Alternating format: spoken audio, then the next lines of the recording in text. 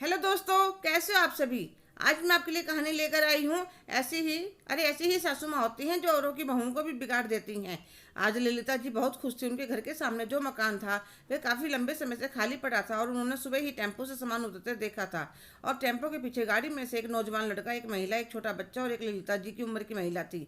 इसलिए ललिता जी और भी ज़्यादा खुश थी कि उन्हें बात करने के लिए उनकी हम उम्र मिल जाएगी।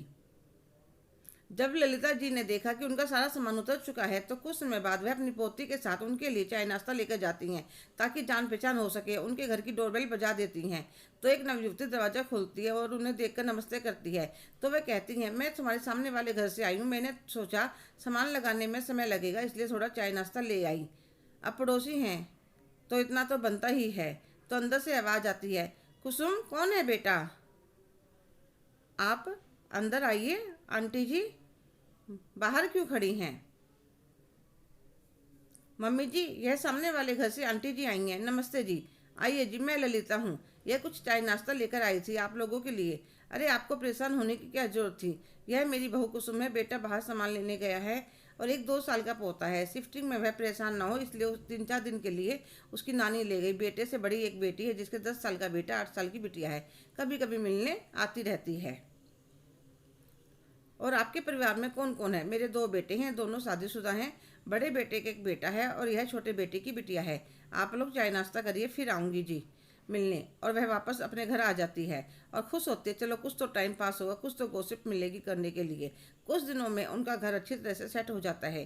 कुसुम वर्क और होम करती थी। हर रोज शाम को पार्क जाती। वह ललिता जी दोनों सास बहू को देखती और सोचती, पता नहीं कैसी सासू माँ है। बहू पजामा पहने, सूट पहने, इसे कोई फर्क ही नहीं पड़ता। पूरा दिन दोनों ऐसे रहते हैं जैसे सहेलियां हों। एक दिन ललिता जी अचानक से उनके घर चली जाती हैं तो देखते हैं सविता जी किचन में परांठे बना रही थी और बहू रानी सोफे पर बैठी आराम से मूवी देखते हुए खा रही थी। अरे आप खाना बना रही हैं।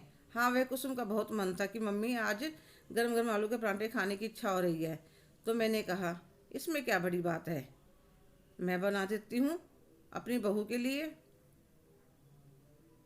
कुछ देर बाद मैं वापस आ गई और अपने कमरे में आकर बड़बड़ाने लगी।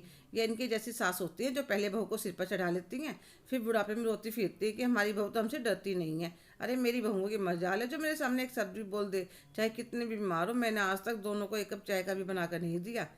कुछ दिनों बाद उसे पता चलता है कि सविता जी की तबीयत ठीक नहीं है। तो मैंने सोचा चलो एक बार हालचाल पूछ आती हूँ। मैं उनके घर पर गई तो पूछने लगी, कैसे तबीयत है सविता जी। कुछ नहीं, थोड़ा सा फीवर है, पर कुसुम तो बेड से हिलने नहीं देती। इतनी देर में कुसुम सूप बना लाती है। उनके मना करने के बाद भी उन्हें अपने हाथों से बड़े प्यार से पिलाती है। मम्मी मुँह का टेस्ट अच्छा हो जाएगा। फिर मेरे लिए चाय नाश्ता लेकर आती है। मैं 2 घंटे के करीब वहाँ रही। मैंने देखा कुसुम बिना माथे पर सिकन के सविता के सारे काम करने लग रही थी। उनके हाथ पैरों में तेल लगाए, फिर पूछने लगी, मम्मी जी दोपहर के खाने में क्या खाओगे। तो कहने लगी, बेटा बिल्कुल भी मन नहीं है। नहीं मम्मी जी, दवाई भी लेनी है, हींग का तड़का लगा कर खिचड़ी बना दूँ, आपको अच्छी लगेगी। कुछ देर बाद मैं अपने घर आ जाती हूँ। जब दोपहर का खाना खाकर अपने कमरे में आराम करने के लिए आती हूँ, कुसुम की और अपनी बहू की तुलना करती हूँ। वह कितने मन से अपनी सास की सेवा कर रही थी। एक मेरी बहू है, पिछले महीने बीमार हुई थी तो बस टाइम पर खाना देने की जिम्मेदारी थी। ना पास में बैठना, ना हाथ पैर में तेल लगाना, ना यह पूछना मम्मी कुछ खाने का मन है, आपको कुछ कह दिया तो बना दिया, पर अपने मन से नहीं पूछना। फिर सोचने का ढंग बदला। मुझ में और सविता में भी तो कितना फ़र्क है। वह अपनी बहू की कितनी ममता करती है। जब मैं ही अपनी बहुओं की सास बनी रही तो उनसे बेटी बनने की कैसे उम्मीद कर सकती हूँ। वह कितनी भी बीमार होती या परेशान होती, मुझे कोई फ़र्क नहीं पड़ता।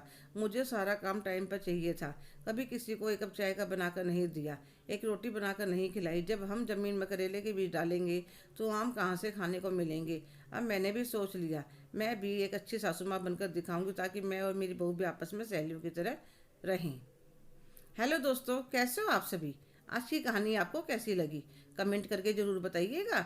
अगर आप मेरे चैनल पर नए हैं तो प्लीज़ लाइक, शेयर, सब्सक्राइब करना ना भूलें। धन्यवाद।